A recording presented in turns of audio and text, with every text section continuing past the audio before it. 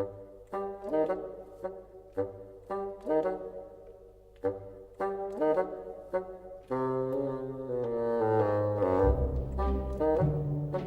va dormir à la bibliothèque, on va faire des activités. Et pourquoi qu'on dort à la bibliothèque ce soir?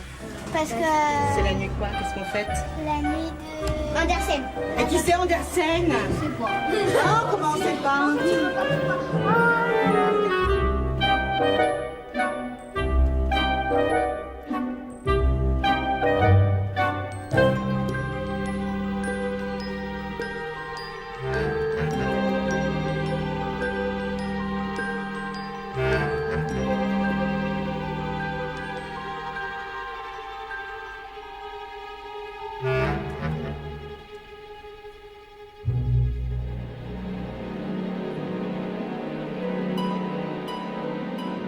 Je ne sais pas comment dire l'enthousiasme qui nous anime, surtout celui des bibliothécaires, hein, parce que c'est une action, je crois, tout à fait exceptionnelle.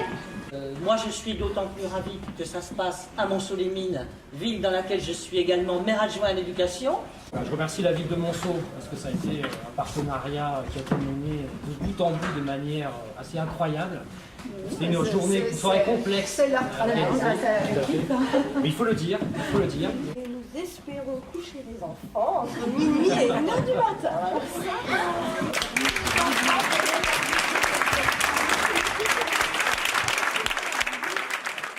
On est à l'initiative du projet Nuit Andersen qu'on avait l'envie d'organiser. On a cherché un partenaire pour trouver un lieu pour mener cette animation et on l'a trouvé en la bibliothèque de Monceau.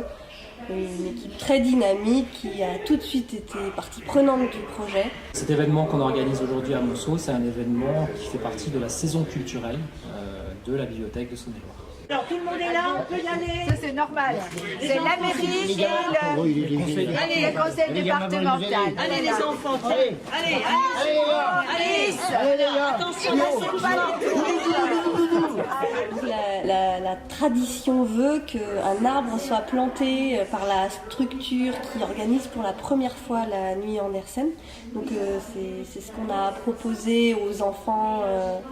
Donc un arbre a été planté à la médiathèque de Monceau et accompagné d'une petite boîte dans laquelle les enfants ont écrit leurs rêves et qui sera déterré plus tard, dans plusieurs années, à l'occasion du replantage de l'arbre.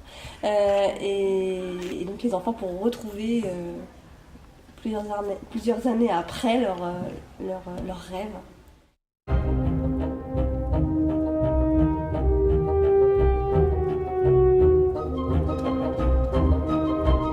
Le texte que tu veux, avec l'essence, avec tout ce que tu as goûté, et tu essaies de mettre dans le petit texte ce que tu as goûté, ce que tu as entendu, tout ça. Tu l'as bien vu? Alors.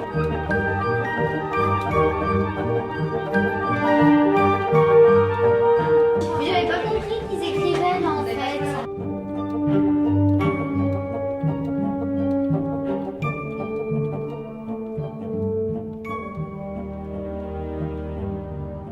C'est une manifestation, oui, qui est née il y a une quinzaine d'années en République tchèque, qui a bien essaimé au niveau de l'Europe de l'Est, également en Australie, en Afrique du Sud, on ne sait pas très bien pourquoi, mais qui est actuellement très peu développée en France, parce que jusqu'à cette année, il n'y avait que la petite bibliothèque de Romney en Saône-et-Loire qui proposait cette manifestation, qui est déjà bien ancrée, parce que ça fait 3 ans déjà qu'il la propose avec un succès indéniable. Donc nous, notre objectif au niveau de la bibliothèque départementale, c'était de faire connaître cette manifestation pour que les bibliothèques françaises s'en saisissent. Alors nous, à l'échelle de la Saône-et-Loire déjà, et pourquoi pas après que ça prenne vraiment dans le pays, parce qu'en République tchèque, il y a plus de 1400 structures qui l'organisent chaque année. Donc voilà, en France, le chantier est ouvert. Il Il est arrivé dans une forêt sombre, très sombre. Pour te protéger, je te donne mon tablier.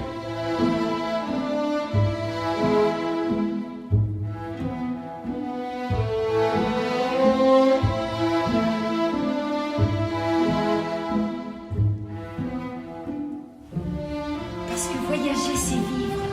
Oh, ils sont charmants, ces princes. Ils arrivent toujours au bon moment.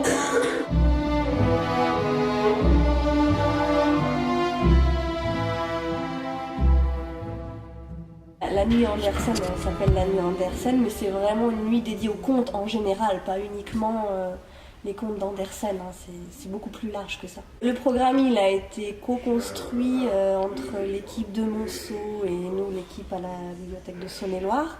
Il s'est construit un petit peu comme ça en fonction des personnes ressources qu'on avait à disposition. Le cœur de cette animation, c'est que les enfants passent la nuit à la médiathèque, donc il faut qu'on soit là pour les accompagner. Et voilà qu'un beau jour, le tambour résonne et annonce par tout le royaume que la princesse va se marier avec le garçon qui fera la plus belle demande. C'est justement de promouvoir les médiathèques d'une autre façon. À partir du moment où on propose aux jeunes enfants, aux enfants de venir dormir à la médiathèque, après toute une série d'ateliers, d'activités, etc. C'est une expérience étonnante. Et la preuve, on a vu que les enfants étaient très enjoués à l'arrivée, donc ça va très bien se passer. Et pour le coup, c'est une façon de changer l'image des médiathèques qui sont parfois un peu rébarbatives, un peu liées à la question du silence, de la lecture. Et là, pour le coup, on peut jouer, on peut dormir à la médiathèque. Et l'idée, c'est effectivement de changer l'image de ces bibliothèques en Saône-et-Loire et au-delà. C'est un lieu de vie pour toute la nuit aussi, ça peut l'être.